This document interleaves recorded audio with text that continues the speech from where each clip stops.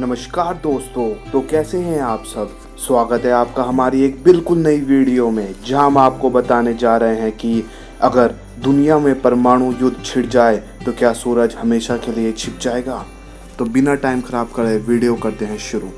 अगर दुनिया में परमाणु युद्ध न्यूक्लियर वॉर छिड़ जाए तो न्यूक्लियर विंटर के हालात आ सकते हैं।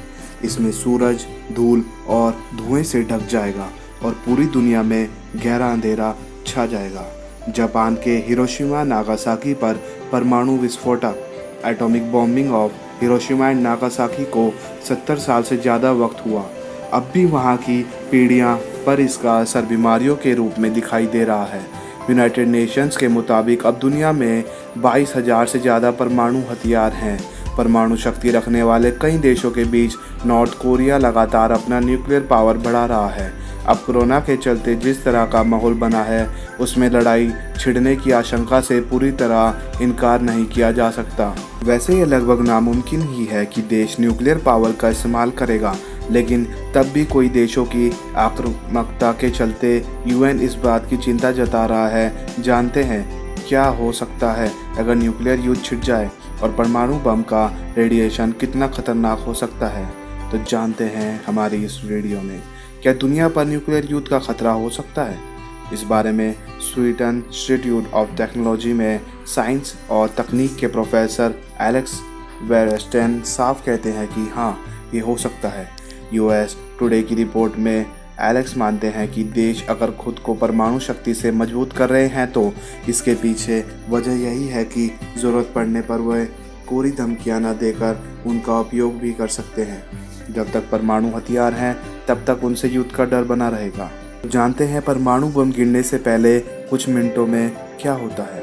10वें सेकंड से भी कम समय में जिस इलाके पर यह गिरेगा वहाँ की ज़मीन आग की तरह धधकने लगेगी।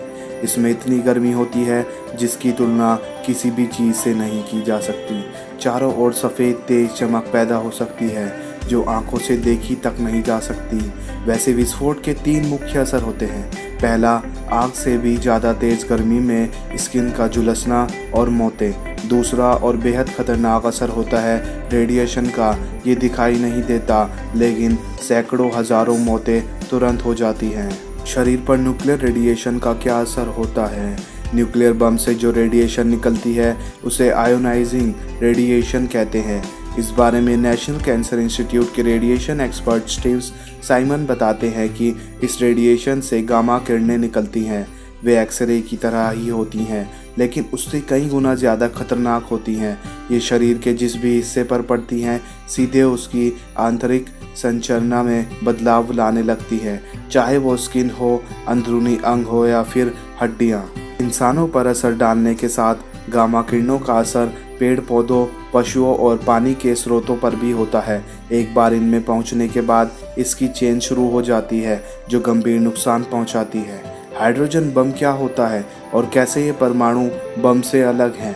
हाइड्रोजन बम की ताकत का अंदाज़ा इसी से लगाया जा सकता है कि साल 2018 के अगस्त में उत्तर कोरिया के इस बम का परीक्षण करने के बाद पूरा महाद्वीप भूकंप के झटकों से थर्राता रहा था। इसे परमाणु बम से कहीं ज़्यादा घातक माना जाता है। परमाणु बम नाभिकीय विखंडन यानी न्यूक्लियर फिशन पर काम करते हैं। इस दौरान परमाणु 2 टुकड़ों में बढ़ जाता है और भारी मात्रा में ऊर्जा बाहर निकलती है। परमाणु बम बनाने में इसी प्रक्रिया का इस्तेमाल होता है। वहीं हाइड्रोजन बम बनाने के लिए जिस केमिकल रिएक्शन का उपयोग होता है उसे नाभिकीय संलयन यानी न्यूक्लियर फ्यूजन कहते हैं। इस रिएक्शन में 2 परमाणु आपस में फ्यूज होते या जुड़ जाते हैं। इस दौरान जो ऊर्जा निकलती है वो परमाणु बम से कई गुना ज़्यादा होती है। परमाणु बम की विस्फोटक क्षमता को किलोटन में नापते हैं, तो हाइड्रोजन बम की ताकत का अंदाज़ा मेगाटन से लगाया जाता है। हाइड्रोजन बम की ताकत का अंदाज़ा इसी बात से भी लगा सकते हैं कि सूर्य की रोशनी और जो गर्मी का महसूस हम करते हैं वो इसी रिएक्शन का नतीजा है। यह परमाणु बम की अपेक्षा 700 से भी ज़्यादा गुना खतरनाक और विनाशकारी हो सकता है। क्या है न्यूक्लियर विंटर और कितना घातक हो सकता है ये जानते हैं। ये हालात तब हो सकते हैं जब दुनिया में न्यूक्लियर युद्ध छिड़ जाए। वैज्ञानिक भी इसके असल खतरे का अंदाज़ा नहीं लगा सके हैं।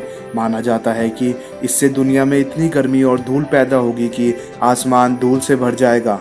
इससे सूरज की रोशनी धरती पर नहीं पहुंच सकेगी और चारों ओर अंधेरा हो जाएगा।